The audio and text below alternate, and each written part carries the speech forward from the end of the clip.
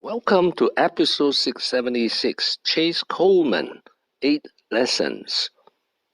This is an outline of episode 676, lesson 1 to lesson 4. This is an outline of episode 676, lesson 5 to lesson 8. Lesson 1, doing a comparison between the original old Tiger and the best of the Tiger Cubs. In 1980, Julian Robertson started with $8 million and after 19 years managed $23 billion, which was then the world's largest hedge fund. During this period, he achieved an annual return of 31%. Now we look at Chase Coleman. He started at the age of 25 with $25 million of seed money from Julian Robertson. After 19 years, his annual return is about 25%. So we compare 31% versus 25%.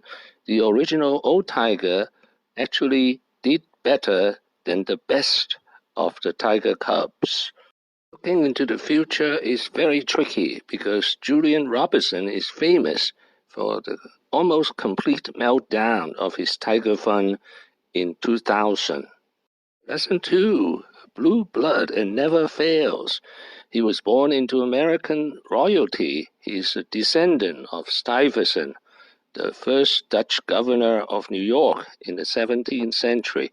That's 400 years ago.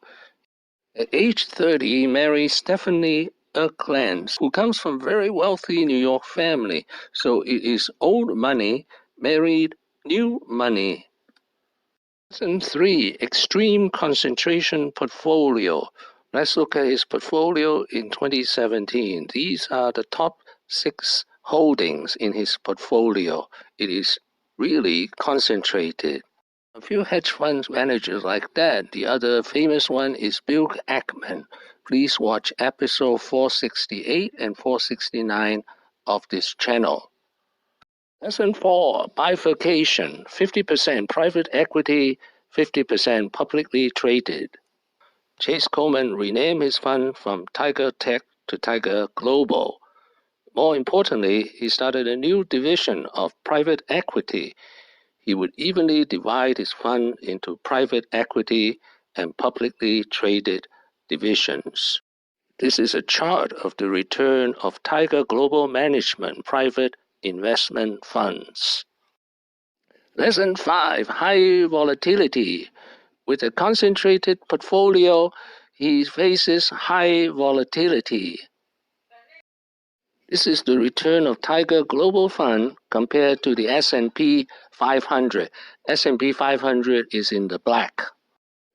Lesson 6, sit tight, or in other words, patience. Is that the best investors, he believes, has the panic button very far away from the keyboard. And so we know that he has a stomach as well as he makes big bets. Lesson 7, size of $30 billion makes big bets difficult. Now he's hitting a bit of a pivotal point. There's a few things he has to worry about. At $30 billion, maybe he manages too much. Scale is really hard for hedge funds. And then also, remember, if we're in a bubble, then what happens to a lot of these technology bets? Well, and he seems to understand the issue. He talks about getting too big, and it gets geometrically more difficult to make good investments as you get. Lesson 8, secrecy is his edge. I even asked myself why Chase Coleman has not granted an interview in 19 years. Well, it took some speculation on my part. I think it is his concentrated bets. Just take a look at his top 10 bets in 2017. That's almost 80% of his total portfolio. Any words in the public would sway the market.